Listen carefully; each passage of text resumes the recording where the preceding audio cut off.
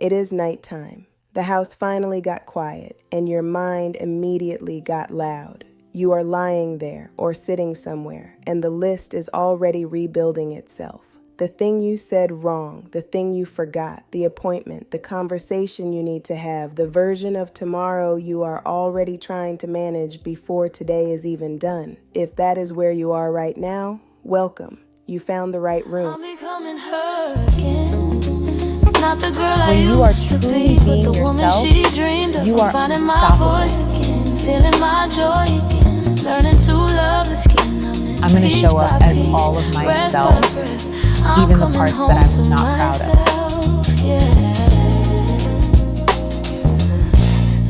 I'm becoming her again. Hey love, I'm Bailey, and this is Bailey's Quiet Room, the wisdom women pass down when they love each other well. This is not a highlight reel. This is not a hustle space. Nobody in here is going to tell you to wake up at 4 a.m., optimize your morning routine, or get it together by the new year. What this room is a place where we tell the truth softly, where we talk about the real things. The things you think about in the shower but don't say at dinner. The things wise women whisper to each other when they love each other enough to be honest. This room is for wives, mothers, daughters, women who are doing a lot and feeling it, and women who just need one person to look them in the eyes and say, you are not behind, you are not too much, and you are not alone. That is what we do here. Come on in and sit down.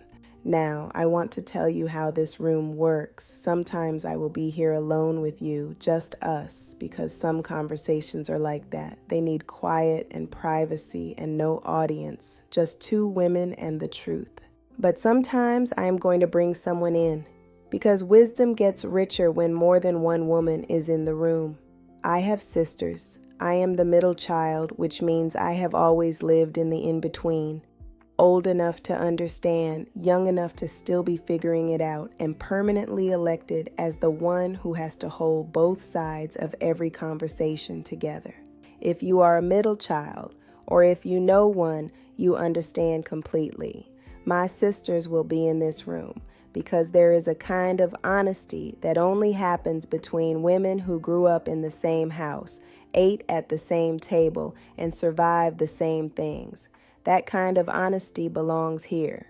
I will bring in trusted friends, women who have wisdom without needing drama to deliver it, women who have walked through real things and come out the other side still soft, still kind, still reaching. Those women are worth listening to. There will be older women in this room, a mother, a mother-in-law, a grandmother, women who have already lived the chapters you are in the middle of. They know things you have not figured out yet, and they are generous enough to say them plainly. There will be honest marriage conversations. My husband will be here sometimes, not because marriage is a performance or a debate, but because the healthiest thing a wife and husband can do is tell the truth in front of other people who are also trying, respectfully, honestly, with love, and sometimes with a little laughter. And there will be my children, my daughter and my son, because this wisdom is not just for us. It is for the generation sitting at our feet, watching how we handle the hard things. What we model in this room, they are learning. And I want them to learn something worth keeping. Every person who comes into this room earns their seat, not by being perfect, by being real, and by loving the women, listening well enough to be honest with them. That is who you will meet here. Now, I want to start tonight by talking about something that does not get named often enough. There is a particular kind of woman, and I think you might know her very well because you might be her, who gives everything she has during the day. She manages the house, the children, the schedule, the emotional temperature of every room she walks into. She holds the to-do list in her head and the feelings of everyone she loves in her chest. She shows up, she figures it out, she keeps moving. And then nighttime comes, and instead of resting, she carries the whole day into bed with her. The unfinished things, the worry, the replaying, the planning, the quiet guilt about the things she did not get to, the even quieter guilt about the things she did not feel while she was doing them. Can I tell you something? That woman is not weak. She is not neurotic. She is not failing at rest. She is a woman who has been so fully responsible for so many things for so long that her nervous system forgot it is allowed to stop. And tonight, I want to give you something different. Here is what I want you to understand, not as a lecture, but as a gift. Your body and your mind are not the same clock. You can finish the day physically, close the laptop, lock the door, lie down, and your mind will keep running as though the danger is not over. Because for a woman who has been in constant motion, constant responsibility, constant giving, her system does not automatically know that it is safe to stop. She has to tell it that, not with a pill, not with scrolling until she passes out, which I love you, but we all know that is not rest. With something intentional, something that says to her body, the day is done. You are allowed to put it down. You are safe. You are here. That is not a luxury. That is not self-indulgence. That is how a woman stays whole. And a woman who stays whole loves her family better, shows up for her marriage more fully, parents with more presence and less resentment, takes care of a body she is going to need for a long time. This is not optional maintenance, beloved. This is stewardship. Now, I want to say something about your marriage, and I am going to say it with love and a little humor because both are required. Marriage is not a feeling you have on your wedding day that you then try to protect for the rest of your life. It is a living thing. It needs tending. It needs honesty. It needs two people who are willing to occasionally say, hey, we drifted a little and I want to find you again. Some of y'all have not found each other in a while. Not because you stopped loving each other, because you are both so tired that by the time the children are asleep, you have approximately 11 minutes of human energy left, and you spend it watching something on the TV while being on your separate phones. I am not judging. I am describing Tuesday night. But here is what I want you to carry from this room tonight. A marriage that goes quiet is not necessarily a marriage that is over. It may just be two people who both need rest, both need to feel seen, and both forgot to ask the other one how they are actually doing. That conversation does not have to happen tonight, but it deserves to happen soon. A flame does not go out all at once. It goes out slowly from neglect. You are allowed to tend it. That is not weakness. That is wisdom.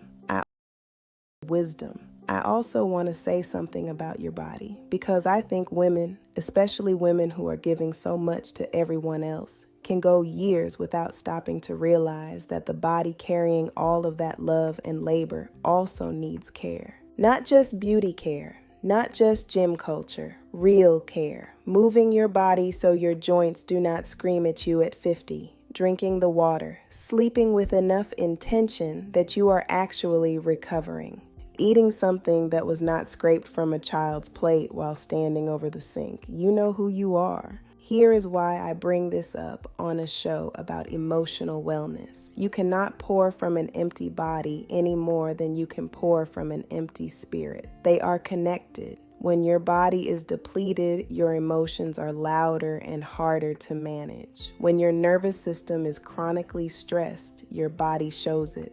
Taking care of your physical self is not vanity. It is not selfishness. It is how you stay present for the life you love and the people in it. It is how you get to see your grandchildren. It is how you move through your 40s, 50s, and beyond feeling like yourself instead of like someone who used to be herself. Your body deserves your attention, not punishment, not obsession, just care. Before I let you go tonight, I want to give you something you can actually use tonight before you try to sleep. 3 steps. That is it. No equipment, no apps required. Just 3 intentional minutes that belong entirely to you. Step 1. Release the body.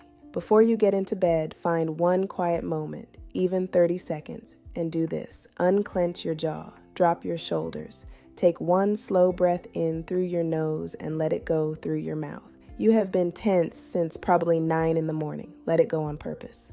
Step 2, set the day down. Say out loud or in your mind just one sentence. Today is done. I did what I could. Tomorrow I will try again. That is it. You are not journaling. You are not processing. You are giving your mind a signal that the shift has changed. The day has a door. Close it. Step 3, choose one thing that is only yours, not your family's, not your to-do list, yours. A song that calms you, a few pages of something you love, 5 minutes of complete stillness, something that says, this part of the night belongs to me, even if it is only 5 minutes, claim it. Those 3 steps are the beginning of a different kind of night and a different kind of morning. Now, if you want something a little more guided, something that holds your hand through the process of actually winding down, I made something for you. It is called the Evening Wind Down, and it was built for exactly the woman I described tonight.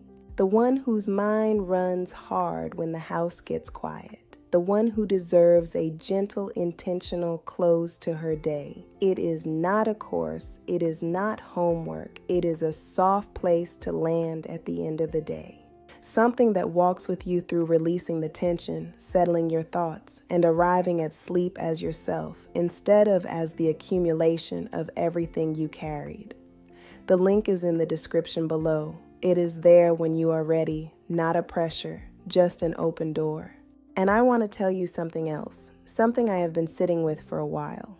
One of the things I hear most often from women is this: I know something is wrong or heavy or off. I just cannot figure out what to do with it. I carry it all day. I go to bed with it. I wake up with it. And I never quite have the space to sort through it and find my next right step. Not because they are not capable, because there is nowhere quiet enough to think. I am building something for her. A private place she can return to whenever she needs to pause, sort through what she is feeling, breathe through what she is carrying, and find what comes next. Not a feed to scroll, not a group where she has to perform being okay, not somewhere she has to explain herself from the beginning every single time. A space that already knows her, that remembers what she shared last week and what she was trying to figure out and where she left off. Think of it as the show you can talk back to. Bailey's Quiet Room is where you come to listen. This is where you come when you need to be heard. Bailey remembers what you are carrying and helps you figure out what to do with it. We are still shaping it, and honestly, the women who will use it most should have a hand in what it becomes. If that is something you would want, join the Quiet Room list through the link in the description. No pressure, no inbox flooding, just a seat at the table for what is coming. I think you are going to love it. Before I go, I want to say one more thing. You are doing more than you are giving yourself credit for. I know that sounds like something people say, but I mean it specifically. The fact that you are here, watching something that asks you to slow down and be honest about how you are doing, tells me something about you. It tells me you are a woman who is still trying, still reaching, still looking for ways to be better, softer, more present, more whole. That is not small. That is not obvious. A lot of people stop reaching. You did not. So tonight, before you close your eyes, I want you to put the day down. Not permanently, just for the night. It will be there tomorrow. The list, the responsibilities, the love you carry. But tonight, let yourself be a woman who rested. You earned that. I'll see you in the next room.